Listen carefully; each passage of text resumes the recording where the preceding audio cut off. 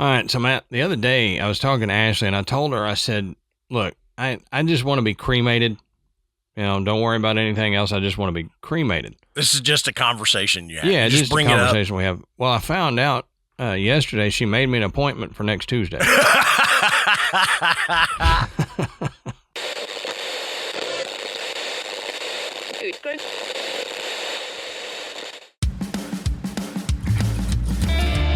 Good evening, everybody, and welcome to the graveyard. Thank you for joining us tonight. My name is Adam. And my name's Matt. Now, pull up a tombstone or settle into your casket and get comfortable because this is Graveyard Tales. All right, everybody, here we are again. Matt, how you doing tonight, brother? Well, I'm probably doing a lot better than I sound, but I don't know. I mean, maybe a little gravelly voice tonight will be good. Yeah, like, who is this guy Adam has replaced Matt with? Right, I love his voice. I like that mozo profundo he's got. I should have had you do the all right intro because you might have hit that gravel pretty well. I'd have probably started coughing. So before we get into it, before Matt dies of a coughing fit, we'll say go over to patreon.com/graveyardtales. Sign up to become a patron. You can sign up for one of our 3 levels. If you're watching video, you can click this link right up here, and it'll take you directly to it. But we've got a $1, a $5, and a $10 level. All of the levels get a short bonus episode every week.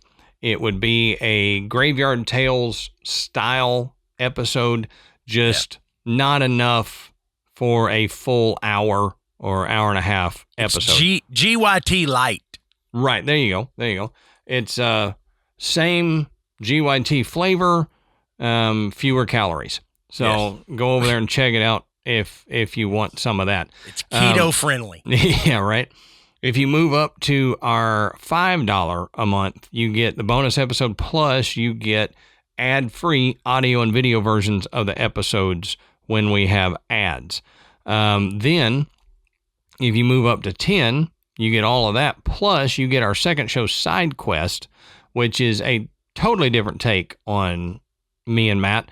It's basically like you were hanging out with me and Matt and just talking with us at our house, and we're telling you about, a historical event, or I like to tell Matt crazy survival stories and make his butt pucker a little bit from, getting into it too much. Matt likes to not on camera, right? So right, don't let that dissuade you. Right, we don't film that part of it.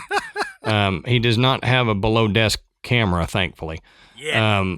But Matt likes to play trivia games. We have eaten terrible tasting jelly beans, drank weird sodas. So a little bit of anything. If you want to see me and Matt in a different light, go over there, sign up for our $10 a month patron, and get SideQuest. We think you will enjoy it. So if we have a sponsor, it also helps if you guys go and check out our sponsor's website. Use the code that we get you a discount, get you something cool. Also, share the show, and we don't say it much in the intro, but go rate and review us. The reviews help. I don't know why. I still haven't figured out the algorithm thing. After 9 years of doing Graveyard Tales, I still have no idea why, but it helps. So go give us a rate and review if you haven't already. Say something. Doesn't even have to be nice. Give us a 5-star review, and then you can complain. It doesn't matter. Just don't tweet me or anything. I don't read angry tweets. I don't like those. They make me sad. But on that note, Matt, why don't you tell us, what are we talking about tonight, brother? All right. Tonight, we're heading somewhere that I've wanted to visit for a long time. We're going to old San Juan, Puerto Rico. Mm-hmm. Now, if you've never seen pictures of old San Juan, imagine that someone took a Spanish colonial city, dipped it in bright colors, surrounded it with massive stone fortresses, added pirates, soldiers, smugglers, prisoners, nuns, shipwrecks, and about 500 years of history, and stuck the whole thing on a tropical island. Yep. I mean, truthfully, it's absolutely gorgeous. And apparently it's full of ghosts, which I was kind of surprised. But after I read the history of Old San Juan, I was not surprised anymore. Right. Because if there's one thing that we've learned doing this show, it's that if a place has survived wars, invasions, executions, disease, political turmoil, and centuries of people dying in oddly dramatic ways, somebody eventually starts seeing ghosts. And Old San Juan checks every one of those boxes. The city was founded in the early 1500s. Guess what? That's older than Jamestown. It's older than Plymouth. It's older than most things in North America that aren't rocks. Okay? Right. And over the centuries, thousands of people lived, fought, suffered, and died within those walls. So tonight, we're going to explore some of the most haunted places in Puerto Rico. Yep. And as we always say, go check our sources. Down at the bottom of the show notes, you can find where we found all this information. Everything we talk about is sourced and referenced down there. Now, I originally had more than double my current notes. That ought to tell you something. Yeah.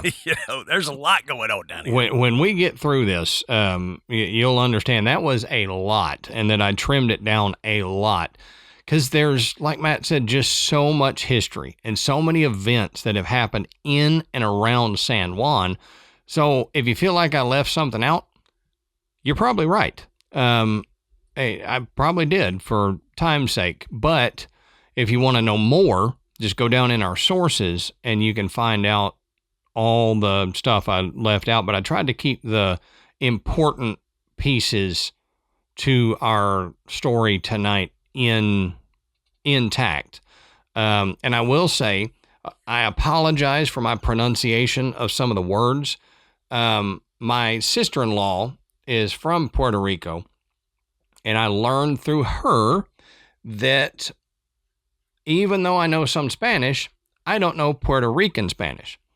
And it's different. It's way different. And through this research, I learned why. And it'll become more clear as we go on. But Puerto Rican Spanish is Spanish and Taíno, where the Spanish that I know from Mexico is Spanish and like Aztec and stuff like that. So there's similarities, but then there's different words that are used, and we'll get into some of that here in a minute. And the thing is Adam is apologizing in advance for his pronunciation, and he lives in Texas. Right. The Spanish that I know is Sesame Street. So yeah, right. So maybe I should be the one apologizing. I'll just apologize for both of us, and hopefully that covers all our bases. What I should do is go have my sister-in-law say these words and overdub them when we go to say something. It'll just be her voice over top of what we're saying, to make sure the pronunciation is right. I probably won't do that, but if you do hear it, it would be absolutely hilarious. It would be funny. Now, the history of San Juan is a story of conquest, resistance, piracy, and survival. Long before Europeans arrived, Puerto Rico was known as Borican, and it was home to the Taíno people. Their ancestors had migrated through the Caribbean over thousands of years, building organized communities led by chiefs known as caciques. Now, the Taíno farmed cassava, they fished the surrounding waters, and they traveled between islands in large canoes, and they developed a rich spiritual culture centered around powerful spirits called the Zemis. Now, by the time the Europeans arrived, Puerto Rico was one of the most populated islands in the Caribbean. Everything changed in 1493, though, when Christopher Columbus arrived during his second voyage to the Americas. He claimed the island for Spain and named it San Juan Bautista. Although Columbus stayed only briefly, his arrival marked the beginning of Spanish colonization and the eventual transformation of the island. For roughly 15 years after Columbus's visit, Puerto Rico remained largely under Taíno control. That changed in 1508 when Juan Ponce de Leon established the settlement of Capara. Now, the location proved unsuitable, and the settlement was eventually moved to a small island overlooking one of the finest natural harbors in the Caribbean. By 1521, the settlement had become San Juan. Interestingly, though, the names were originally reversed. The island was called San Juan Bautista, while the city was called Puerto Rico, meaning rich port. Well, over time, the names switched, so that left the island as Puerto Rico and the city as San Juan, which I did not know that.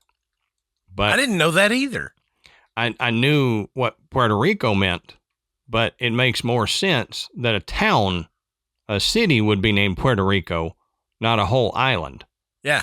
But, I mean, now we have Puerto Rico as the island and San Juan as the city. As Spanish control expanded, tensions with the Taíno increased. Around 1511, a Taíno leader known as Aguebana II, often called the Brave, organized a major rebellion against Spanish rule. According to tradition, some Taíno believed the Spaniards might be immortal until they drowned a Spanish soldier and discovered that he did not return to life. So, according to the Taíno legend about this event, to test whether the Spaniards were truly immortal, and they thought they were immortal because they came on large ships, they had steel weapons, and they had armor. So if you hit them with an arrow in a breastplate, it wasn't going through, and so then they thought for a while that the Spanish might be immortal. So to test this, a group of Taíno warriors allegedly captured a Spanish soldier named Diego Salcedo. Now, the most commonly told version says they led Salcedo to a river, held him underwater, and drowned him. But they didn't stop there. If the Spaniards were really gods, they reasoned, perhaps he would come back to life. So the Taíno watched. Some versions of the story say that they observed the body continuously for several days. Others say they kept guard over it to make sure no miracle occurred. Well, nothing happened, and the body remained exactly where it was. It decayed like any other human corpse, and for the Taíno, this was the proof they needed. The Spaniards were not immortal. So they were just well armored. They were just well armored, and I like I hate to say I like the way they did that, but it was a test that they could do, and it proved to them that they're not immortal, and you can fight back. Mm-hmm. You know, so it to me that it worked in their favor. That crazy test worked in their favor, but it said that this may not be 100% true. There may not have been a Salcedo that they actually did. They may have just watched a Spaniard die and then sat there and watched him to make sure he didn't come back to life, and then it evolved into they captured him, killed him, and it's a good story. And you got to think it came from somewhere, you know, so something obviously happened where they, if they truly believed, which apparently the literature, the records show that they believed that the Spanish might have been immortal. Yep. They had to figure out something. It may not have been capturing one and physically drowning them. But it very well could, because they had to figure it out somehow. Mm-hmm. And I can assure you from, you know, the history that I have learned, mostly from doing this show, the Spanish weren't going to just stop and let them figure it out. No. Okay, they were going to continue to come, you know, and not let up. So they had to figure something out quick, right, before they got completely obliterated. Right. Well, convinced that the invaders were ordinary men, they launched an island-wide uprising. For a brief time, it appeared the Spanish might be driven from Puerto Rico, but Spanish steel weapons, horses, firearms, and then reinforcement from neighboring colonies ultimately crushed the rebellion. Aguabana II was killed, and the organized resistance largely ended. Despite the conquest, the Taíno legacy never disappeared. Many Puerto Rican place names, customs, and everyday words still come from the Taíno language, including the words they use for hurricane, barbecue, hammock, canoe, and tobacco. So that I learned the Taíno influence is why Puerto Rican Spanish is different than Mexico Spanish. Mm-hmm. Now, as Spanish rule solidified, San Juan became increasingly important. So Spain quickly recognized that its location made it one of the most strategic ports in the Caribbean. Treasure fleets carrying gold, silver, and other riches from the Americas frequently passed nearby on their way back to Europe. Well, because of this, San Juan became a prime target. So to protect the harbor, Spain began building massive fortifications, including Castillo San Felipe del Moro, Castillo San Cristobal, and La Fortaleza. Over the centuries, these defenses transformed San Juan into one of the most heavily fortified cities in the Americas. The city's greatest test came during the age of piracy, though, and imperial warfare. By the late 1500s, San Juan had become one of the most valuable ports in the Spanish Empire. Every year, treasure fleets loaded with gold, silver, emerald, pearls, and other riches crossed the Caribbean on their way back to Spain, and the wealth flowing through these waters was staggering, and rival nations knew it. To England, France, and the Netherlands, San Juan wasn't simply a city, it was a prize. And for pirates, privateers, and ambitious naval commanders, it represented the possibility of unimaginable riches. So the Caribbean during this period was one of the most dangerous places on Earth. Pirates lurked among the islands, hiding in secluded coves and waiting for merchant ships to pass. Some operated independently, while others sailed with the blessing of European governments. These government-sponsored raiders, known as privateers, were essentially legal pirates tasked with attacking enemy ship. So to the people living inside San Juan's walls, the distinction hardly mattered. Didn't matter if you were government-backed or not. If you're trying to attack our ships, it doesn't matter. We're going to fight back. Well, every unknown sail on the horizon could signal disaster. So the city remained on constant alert. Lookouts watched from the heights of El Morro day and night. Cannons stood loaded and ready. Soldiers patrolled the walls while merchants and citizens carried on daily life, knowing that an attack could come at any moment. That attack arrived in 1595. The man leading that attack was Francis Drake. Now, few names inspired more fear throughout the Spanish Empire than Drake. Drake had spent years raiding Spanish ports, capturing treasure ships, and his successes had made him a legend in England and a nightmare for Spain. When he learned that a damaged treasure ship carrying immense wealth was sheltering inside San Juan Harbor, he assembled a powerful fleet and set sail. As Drake's ships approached Puerto Rico, Spanish defenders prepared for battle. They sank ships at the harbor entrance to block his path and positioned heavy cannons throughout the entire bay. When Drake attempted to force his way in, the defenders unleashed a devastating barrage. Cannon fire echoed across the harbor as iron shot ripped through masts and hulls. One shot smashed into Drake's flagship, killing several officers. According to legend, another cannonball blasted through Drake's personal cabin. Well, for days, the famous privateer searched for a weakness. For days, he didn't find one. Eventually, Drake withdrew in defeat. It was one of the most embarrassing setbacks of his career and one of the most major victories for San Juan. But then another English commander, George Clifford, attempted a different approach. Rather than attacking by sea, he landed troops elsewhere on the island and marched towards San Juan over land. The plan worked. English forces captured the city and forced the defenders of El Morro to surrender.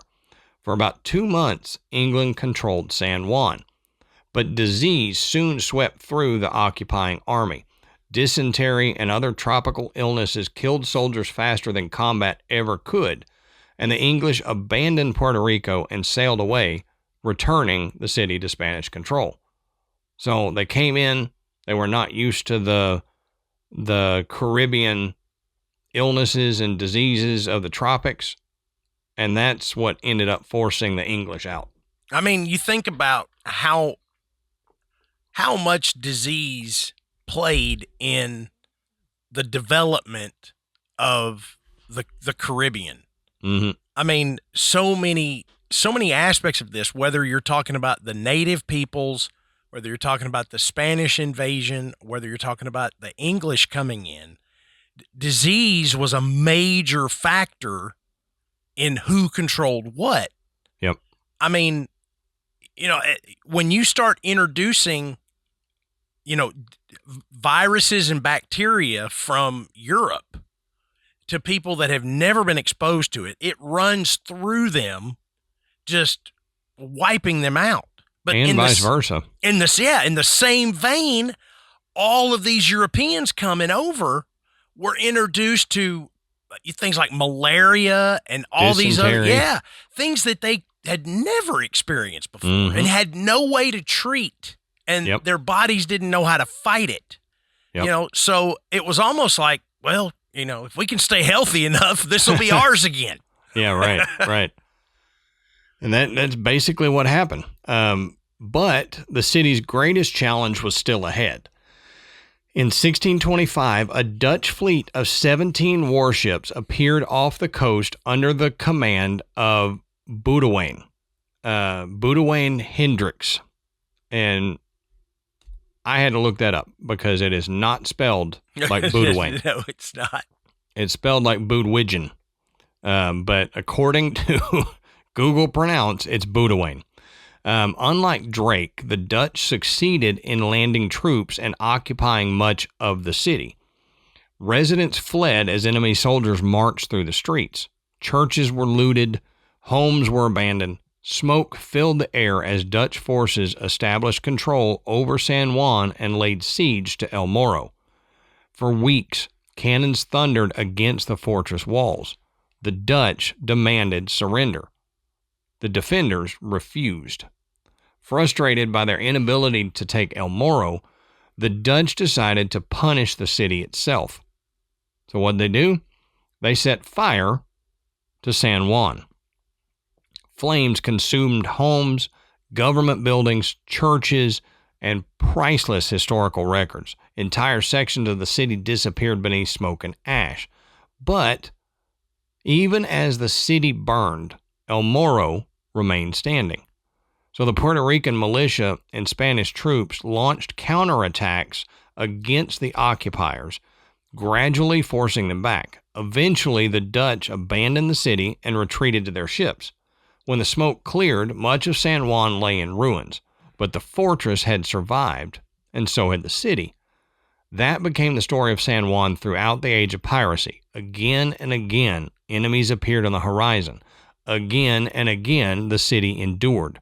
Its walls were battered, its streets were burned, its people suffered through siege after siege.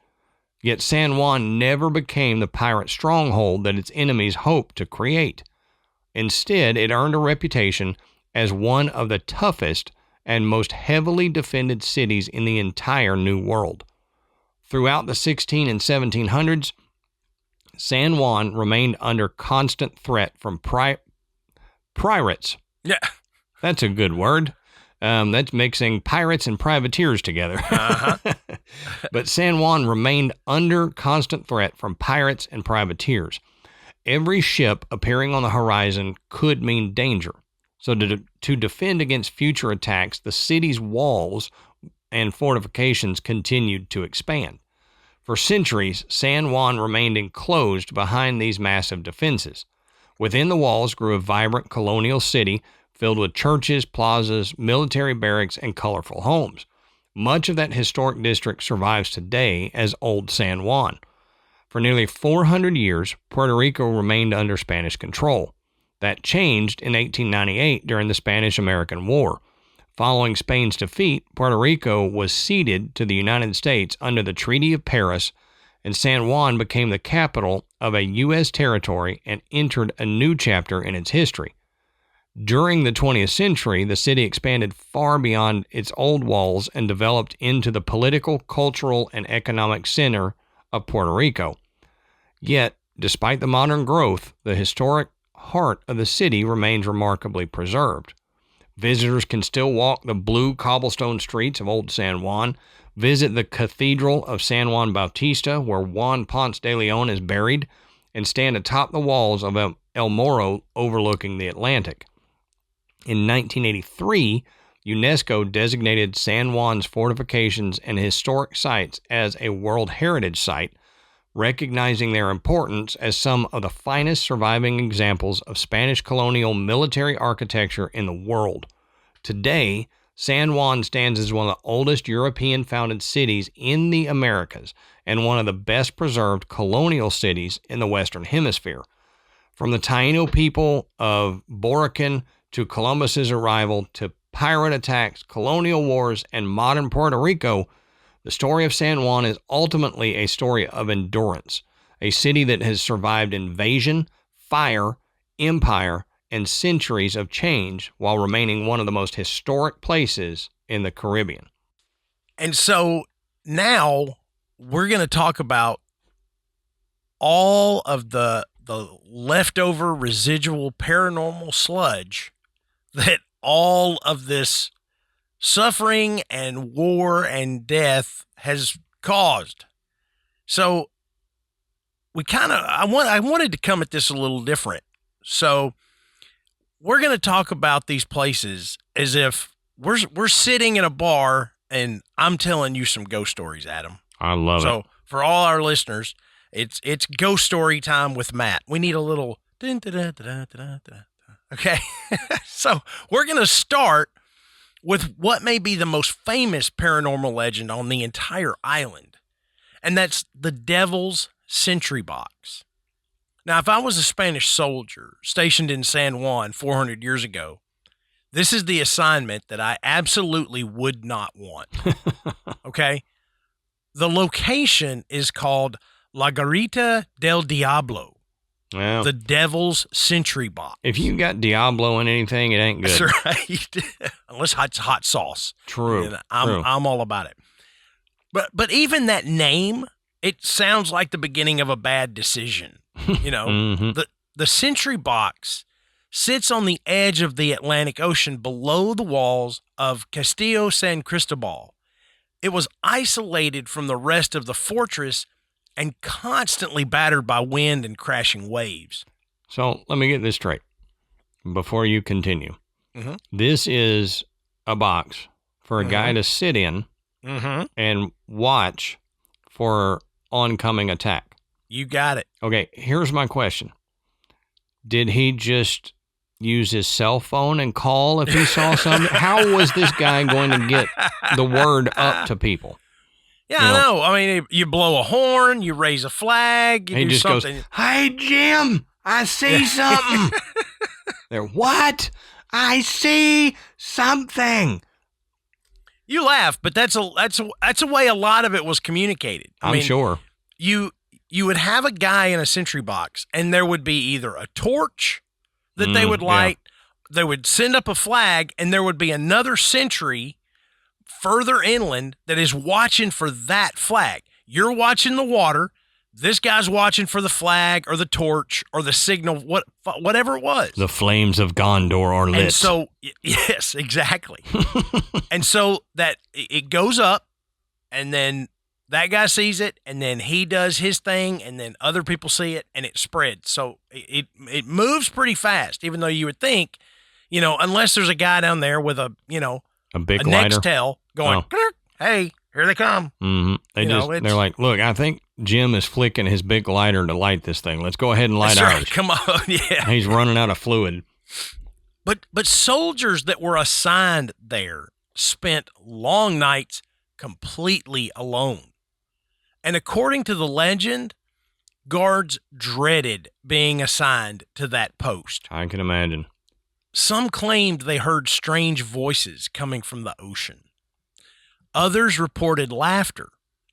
Some said they heard music. And a few claimed they heard things calling their names. Nope. No. Now, thanks.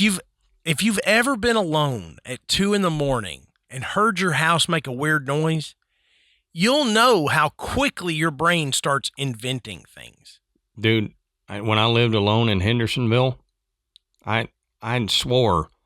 I mean, we had a ghost in the house. That's not debatable. Yeah, something no doubt. was there.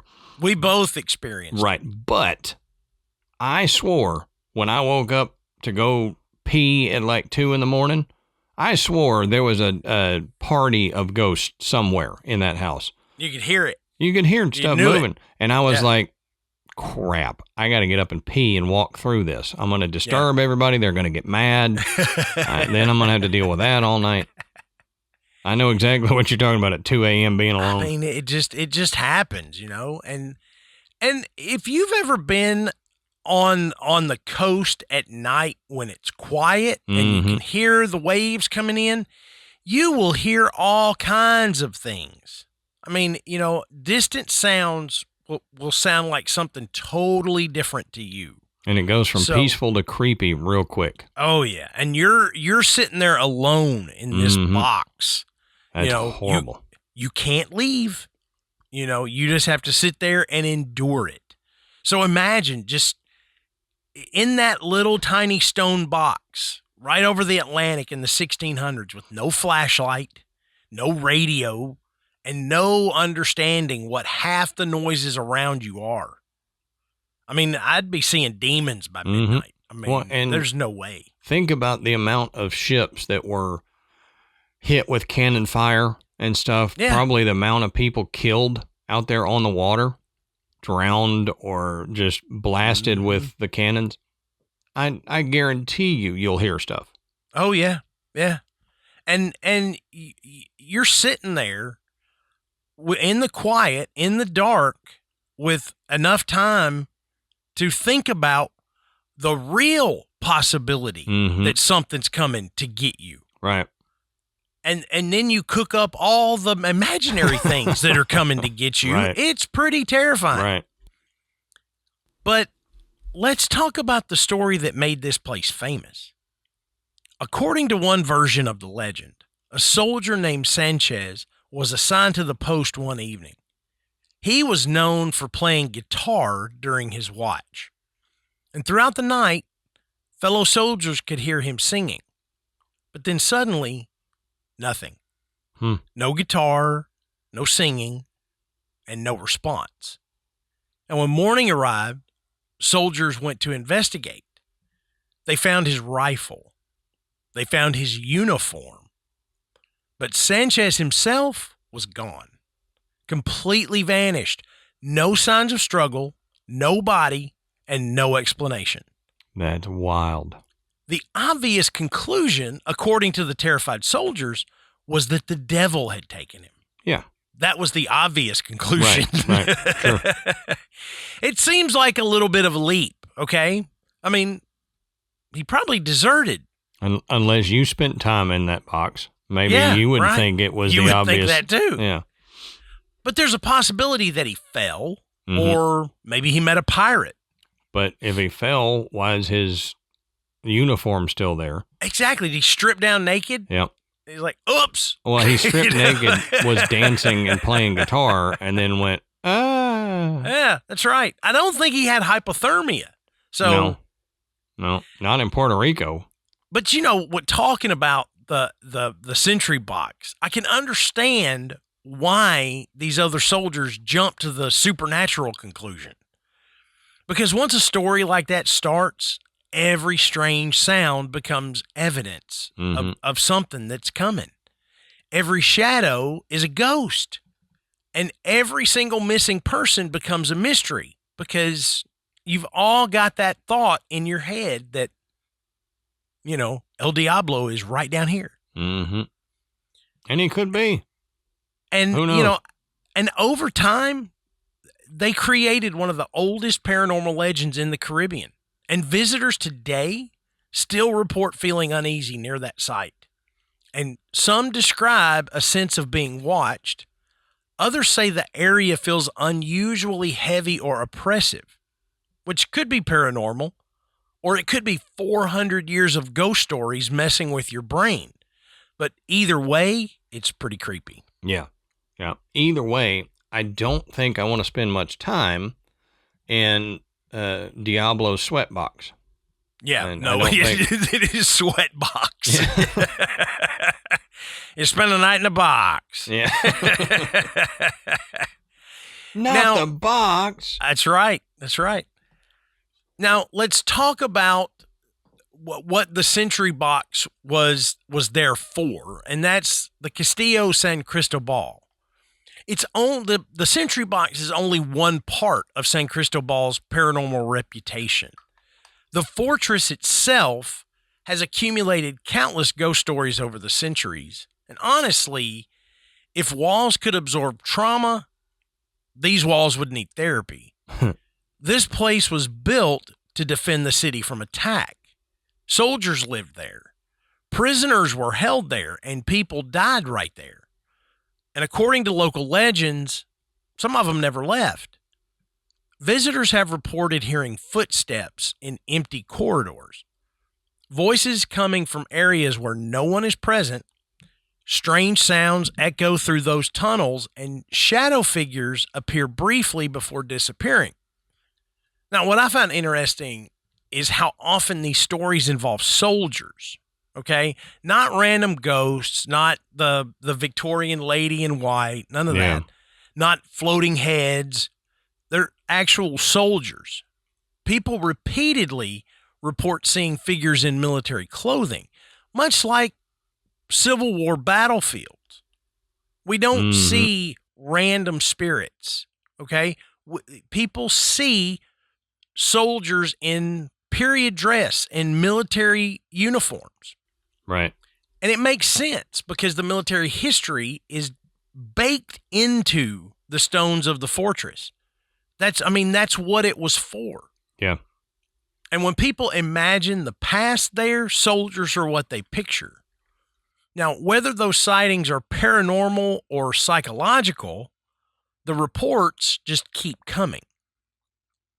Now, let's talk about El Morro.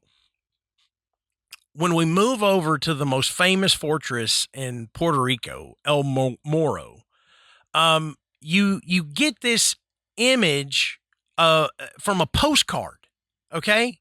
I mean, if you've seen a shot of San Juan, you have seen El Morro. I mean, it's probably the most famous place. It stands on a rocky point overlooking the Atlantic like something out of a pirate movie. Yep. And according to countless legends, it's haunted as all get out. Stories from El Morro include phantom soldiers walking the walls, shadow figures in tunnels, strange apparitions appearing near the sentry boxes, and perhaps most famous of all, a white lady. Of course. You didn't think we were going to get through this without a white lady, did you? Right. I mean, come on. I mean, we talk about them all the time in the continental U.S. and Europe. It makes sense that there would be a white lady in white in Puerto Rico. Oh, yeah, no doubt. I mean, they're everywhere.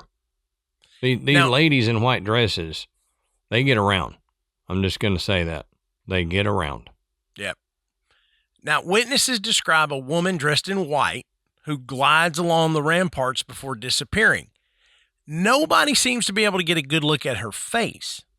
Now, every city gets a white lady, okay? I think it's in the ghost handbook. Mm-hmm. You know, everybody gets one.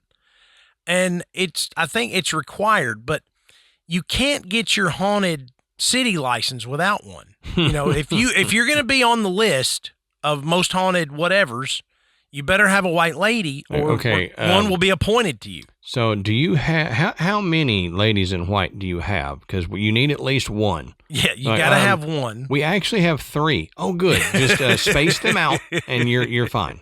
Not all 3 at the same location, but the persistence of this story is pretty fascinating. People have been reporting this version of the apparition for decades. Now, some connect her to a lost love, which is typical for the lady in white, and others connect it to some tragedy.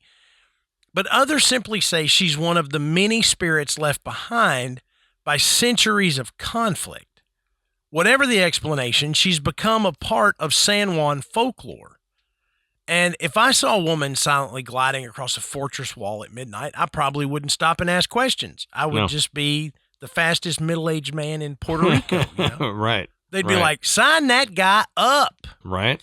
But the lady in white has appeared in photographs, and there have been travelers that have actually caught what they say is the image of a woman in white on photographs as recent as 2019. A family reported in a blog post that they traveled to Puerto Rico and got to El Morro and were taking photos. And sure enough, when they went back and looked at the photos, there is a woman in white kind of floating behind them. I'll tell you though, don't expect to see the ghost photo when you Google El Morro, Puerto Rico, lady in white. You just see women wearing white dresses standing on and not ghosts. These are just normal women taking pictures of themselves on on El Morro. Maybe I should put ghost. And I did find a story from a person that was on vacation there, and they were touring El Morro and said there was another, they caught this image of like a young woman, and out of the corner of their eye, and they flipped out, and it was just another tourist. So if you go and you have a white dress, this would be ideal for visiting El Morro. Matt, that would be me and you. We would be walking through and catch just some tourist, and we'd start screaming and going, "We found the lady in white!" And they're like, "That's right." The tourist is like, "What are you talking about? It's cooler in white." And you're like, "Oh, you're just a tourist." I'd be putting Piper in a white dress and go, walk over there. You see those people over there? We'll walk up here behind them. Yeah, you know, act creepy. We're gonna freak them out. Can you glide? Have you practiced your glide? Now, we can't talk about a haunted city without talking about a haunted hotel. Mm-hmm. Okay? And guess what? San Juan's got one. Nothing says let's relax on this vacation quite like paying a little extra for room service and a ghost like Adam and Ashley do. Mm-hmm. Right. I mean, how many haunted hotels are you up to now? I don't even know. 3 or 4 at least. Yeah. That I know about, maybe more.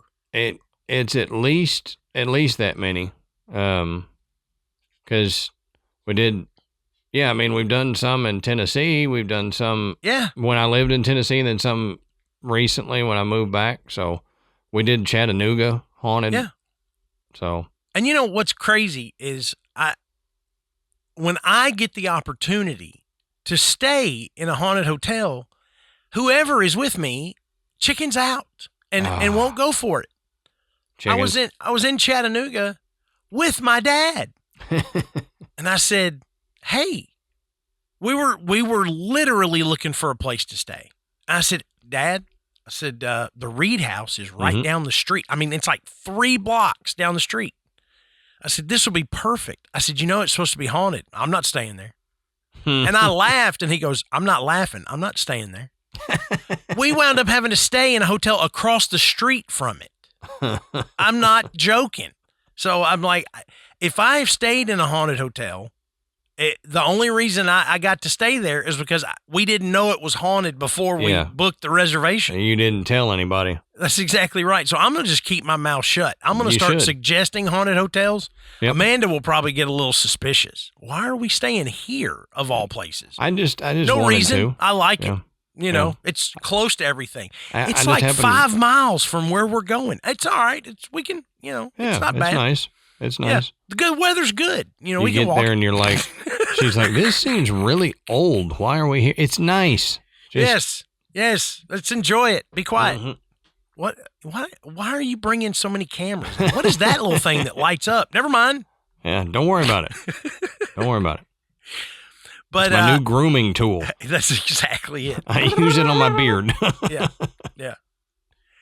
But Hotel El Convento began life as a Carmelite convent in the 1600s before eventually becoming one of Puerto Rico's most famous hotels.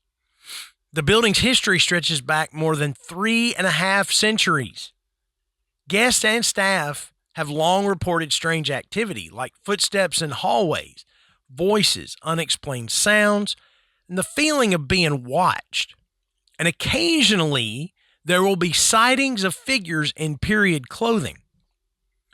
When I ever hear the period clothing thing, I immediately wonder whether somebody accidentally wandered out of like a historical reenactment. Yeah.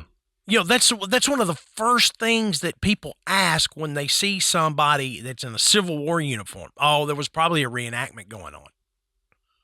Well, it was the quietest reenactment I've ever heard, because there was nothing going on. Was and yelling. There was this dude standing over by a tree, and he looked like he was wearing a Union uniform, and nobody else was around. He got lost. Yeah, sure. Mm-hmm. I love the debunking on some of those things because it's like, come on, really? Yep, absolutely. It's ridiculous. Just embrace it. Come on. Yeah. What's the harm? But in a building that's been standing since the 1600s, stories like these are pretty much inevitable. I mean, think about how many people have passed through that structure. And not just random people, like nuns, priests, servants, travelers, guest workers, generations of human lives layered on top of one another. And if places can really retain echoes from the past, that stone tape theory that we talk about, El Convento would have plenty to work with. Yeah. Now, this next place, Adam and I always like to talk about these places, but it's usually because we're saying, yeah, they're not really as haunted as you think. And this is the Cemetery of the Dead. Oh, yeah. I mean, how many cemeteries that have we talked about that were supposedly haunted that when you boil it down, no, this is where the dead body is. It's just creepy. Yeah, it's creepy because the headstones are creepy. The mausoleums are weird and creepy. You go there after dark and you're constantly looking over your shoulder, but in reality, there's not too many ghosts wandering around. Yeah, they don't want to hang out there.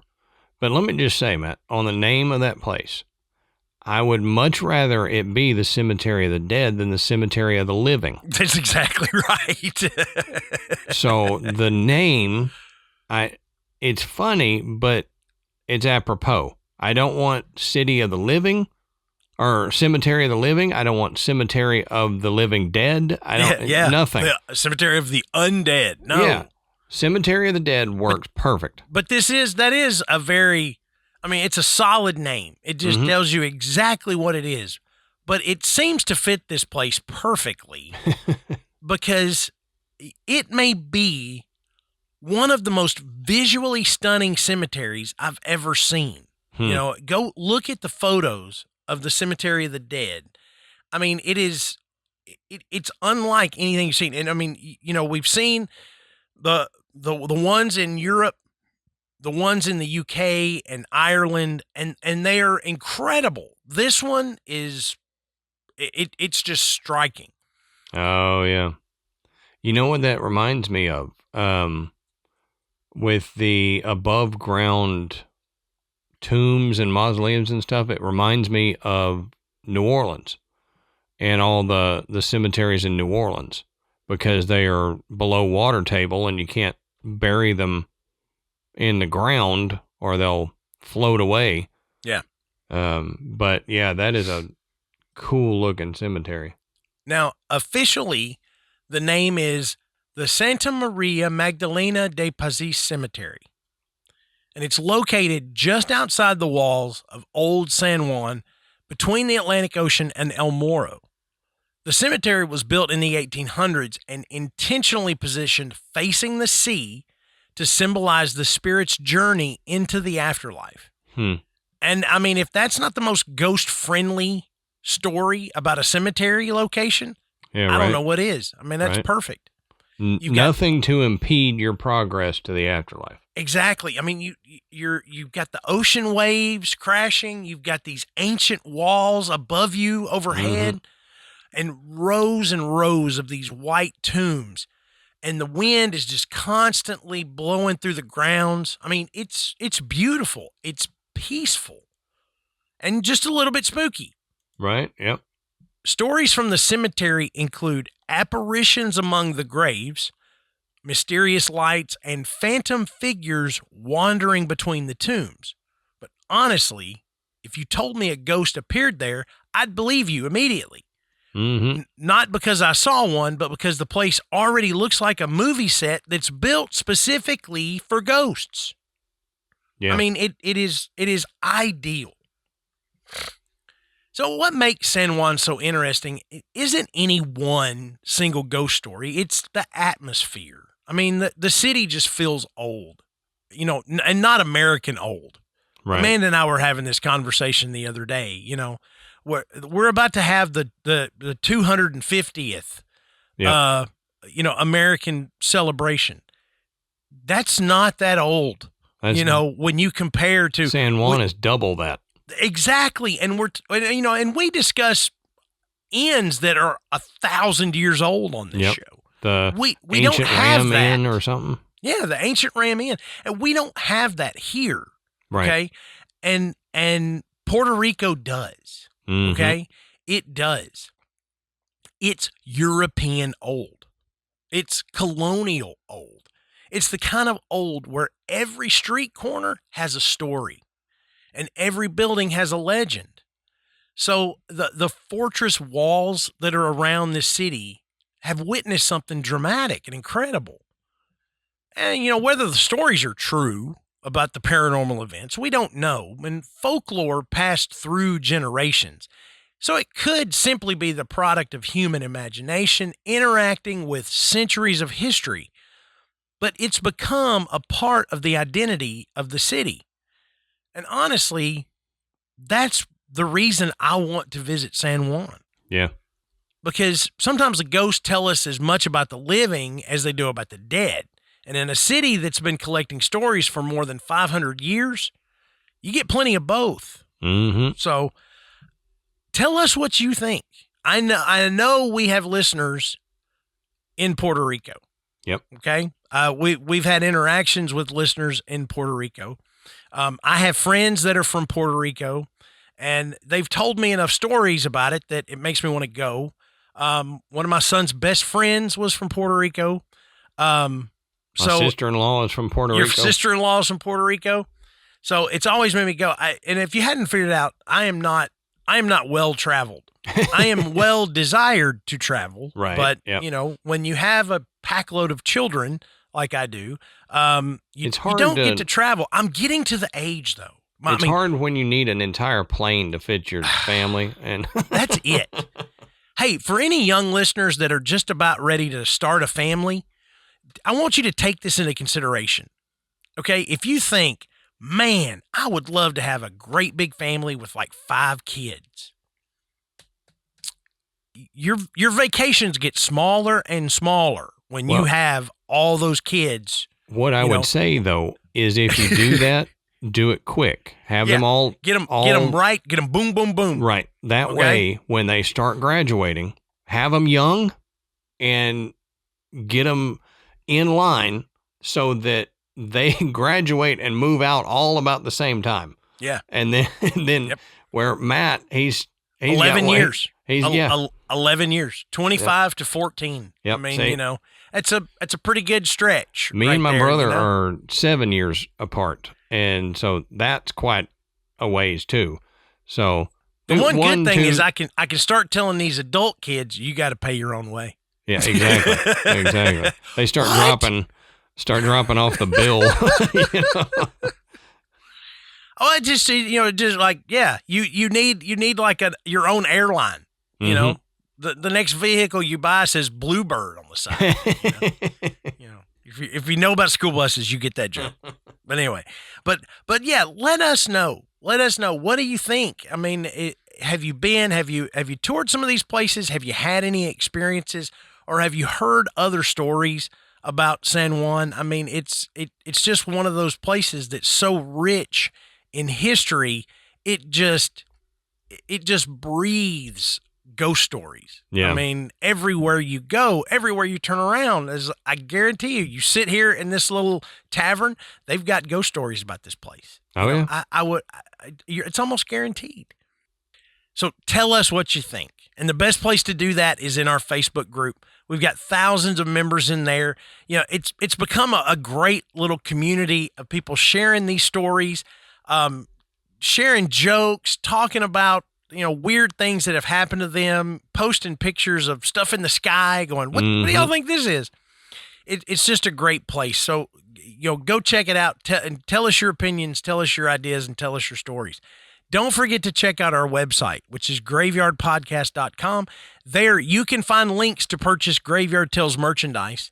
You can listen to the show, and you can become a patron. And thank you to everyone who has supported the work that Adam and I do by becoming a patron and getting access to all of that bonus content. I mean, it's such a great value, especially if you're going to take that summer road trip and you want to listen to Adam and I narrate it. That's a great way to do it. Yep. We don't say this enough, but don't forget, rate and review us on iTunes. It really helps bring us up the charts, and it makes it easier for people to find, and it just brings more people into the show. So until next time, we'll save you a seat in the graveyard. See you soon.